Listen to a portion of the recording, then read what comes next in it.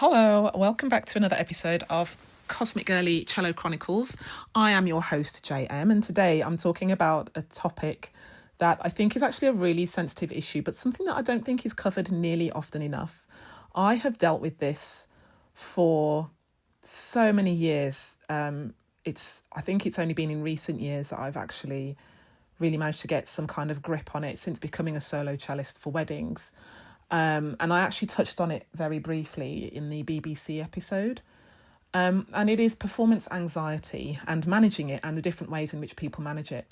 I was lurking in a Facebook group for cellists, and somebody was asking about, how do professionals manage performance anxiety? Is there a way through it, and what needs to happen, and why is there so much stigma? And I just remember thinking, this is a really great topic because there is a lot of stigma to the different ways, some of the different ways in which people manage performance anxiety. Now, I will be perfectly honest with you. I have tried so many different things to manage performance anxiety over the years. My stage fright used to be absolutely crippling. I remember I would put my bow on the string and it would just bounce its way across the string. I literally couldn't sustain a note, and it was absolutely awful because it just meant that I couldn't perform. And with my left hand, it would just seize up. It would just absolutely cramp. So my shoulders were too tense. My breathing was completely out of whack. And I just had no control in my hands and fingers to actually play a decent tune. Intonation was completely all over the place. And I actually would feel like I was just going to die in the middle of horrendous panic attacks, feeling like I was going to be sick or just pass out. It was just absolutely awful. I have the different things that I have tried over the years, and by years I mean, maybe over a 25-year, maybe 30-year time frame. So I've been playing for like 40 years now. And I would say easily 25 to 30 of those years have involved me looking at all the different things I could try to control my stage fright, my nerves, my performance anxiety.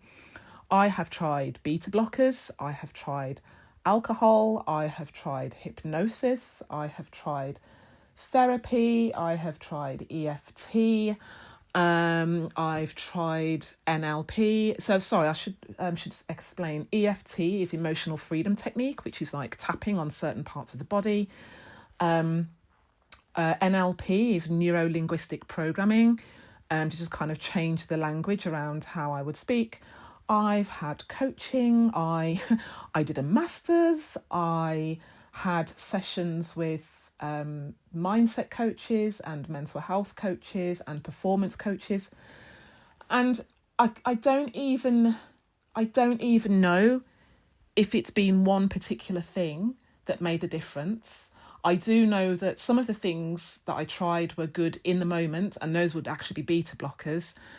At the time of needing beta blockers, I was doing my undergrad degree, and I remember, I'll be honest with you, I remember being so scared about my final performance, and I'm pretty certain I took twice as many as I should do, just in the hope that they would do their job properly, because I think the dosage I was on just wasn't working. So I remember taking twice as many. So if you want, I don't think it was an overdose, but it probably wasn't far off. I remember taking these beta blockers and turning up for the performance, and it was interesting because all of my friends, they knew straight away that something was up, and they were all like, Jay, why are you so cool and calm? Like, what's going on? You don't even look scared at all. I don't even remember answering. I don't remember anything from that performance. I just remember sitting there and playing. To this day, I can't remember what it was I played. I don't remember how the performance went. All I know is that it was good enough to get me the grades that I needed, which you would think is great because I got the grades that I needed. But I'm sad because I don't remember any of it. And to get to the grades that I needed a ton of drugs. I needed to overdose maybe not overdose, or take more than I thought was necessary of those drugs to get the results that I wanted. And it felt really frustrating because it felt out of control.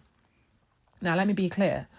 I have taken beta blockers since, not for performing, but because I have ADHD and am autistic and had massive anxiety with life in general. So I took them, I was prescribed them by my doctor just for general anxiety. And it was a similar sort of thing again. It was like, okay, well, yeah, I feel calm, but now I don't really know what the heck is going on in the world, and I don't feel right. It's kind of like being drunk without being drunk. And it was not a good feeling. But you know what? I don't begrudge taking beta blockers for that period of time, both periods of time, at all. Because for me, they did what I needed them to do. They enabled me to go on stage and perform without having a breakdown. Because every time I went on stage to perform, I was having a breakdown. When I was performing I was principal cellist for a couple of youth orchestras, big youth orchestras, like not even county, like just big youth orchestras. I don't want to drop any names, but if you know me, you probably know. And there was an awful lot of there were a lot of people who didn't like me, shall we say, and I found it really difficult because there are not a lot of people, there was a tiny group of people who would almost go out of their way to mock my performances or mock my solos or mock the way that I would play or anything like that. I mean, I was undiagnosed, so I guess I stuck out like a sore thumb. I don't know. But it made it really, really difficult and made things even more stressful. And so whenever it came to, concert day, I would be backstage doing everything within my power to just make it out on stage without feeling like I was going to die. It always just felt like the worst thing ever.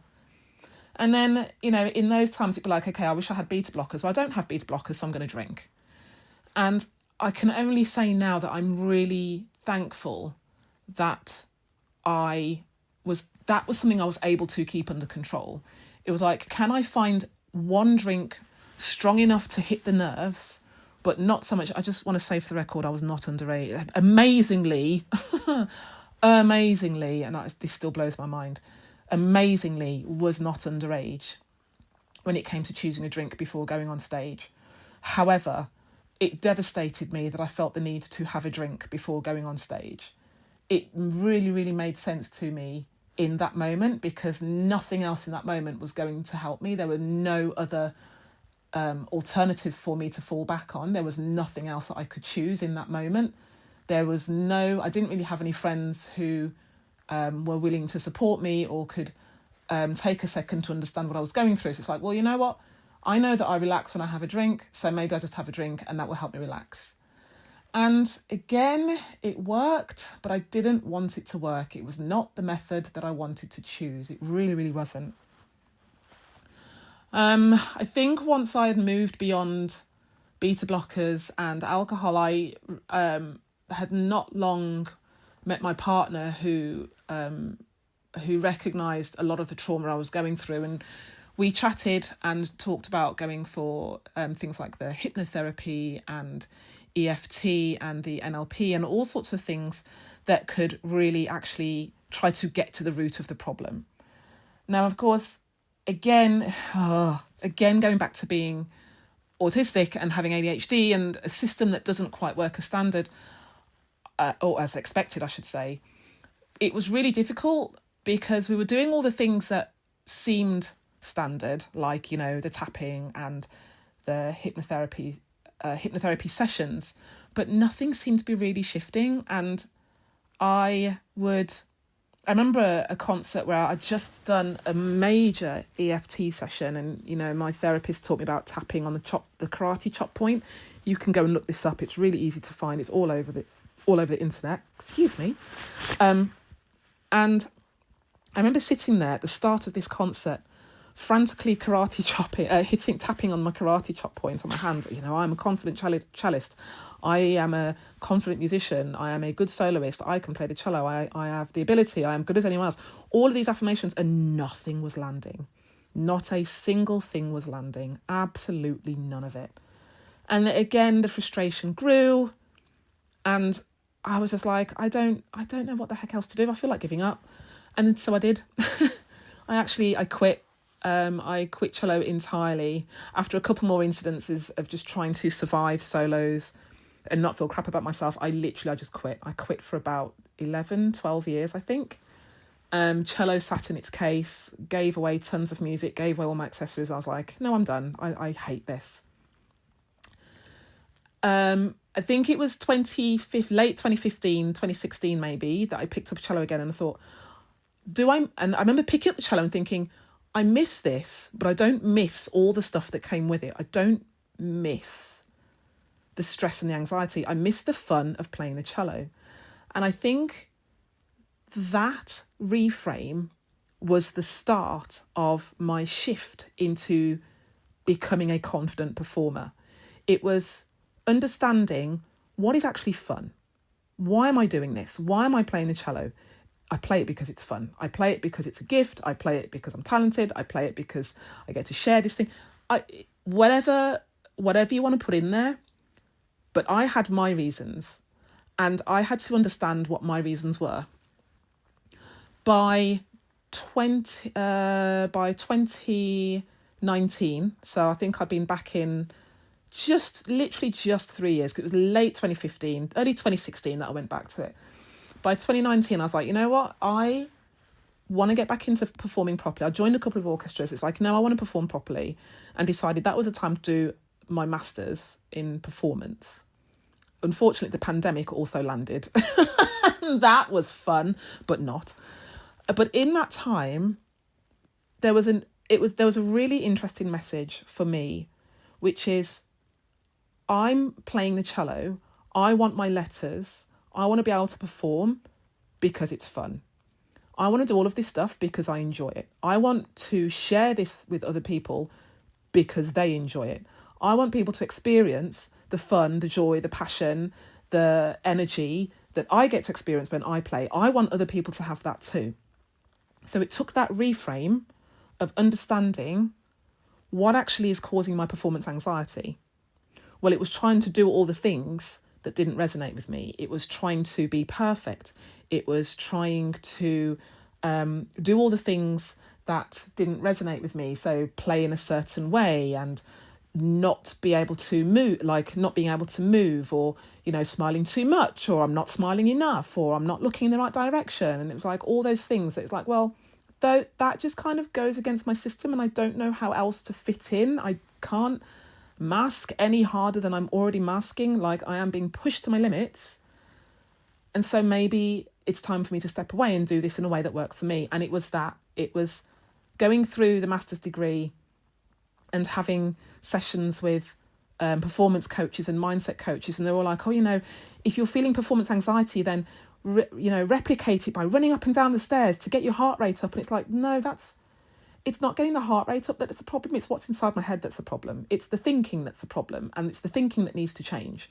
And if I can change the thinking, if I can remember what it is that I enjoy, then I will bet my backside that this is going to get a ton easier than it has been in the past. And that was the biggest change. That's when the magic started to happen. When I rock up to a wedding, or a Symphonic Ibiza gig, or a UK proms gig, or, I don't know, a friend calls me and says, Jay, can you come and play this concert we've got in a couple of weeks' time? I'm like, heck yeah, I'm down for this. Let's go. It comes from a place that actually resonates with me. It comes from a place of, yes, I'm saying yes because I get to go and have fun. I get to go and enjoy this thing that I want to enjoy. I get to go and play my cello, and other people get to enjoy me playing my cello, and they get to enjoy listening to someone playing their cello, and they get to enjoy a big picture, and I get to. That mindset shift was amazing for me. It was such an awakening. It was such a beautiful moment, and it really opened up the freedom to continue doing the things that I do now. Do I still get nervous sometimes? Yeah, of course, sometimes. Not nearly as much as I used to. And in those moments when I do get nervous, in those moments where I'm thinking, oh boy, oh yeah, okay, a little bit nervous, a little bit shaky, I remind myself why I'm doing what I'm doing. I'm not doing this for the people who don't care. I'm not doing this for the, jumping through the hoops like a performing rabbit, or whatever. I'm doing this because it's enjoyable. I'm doing this because it's fun. I'm doing this because it's freedom for me. And that's the magic for me. So I invite you to figure out, if you are experiencing performance anxiety, what is it that you're trying to do that is not in alignment with what makes sense to you?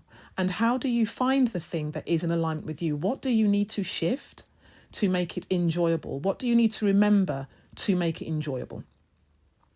Okay, that's a bit of a lengthy episode today, but thank you for sitting through with me on this one. I hope there's been something in there that's maybe triggered something or got you thinking. If you do want to talk about any of this, please do pop me an email. My contact details will be in the show notes.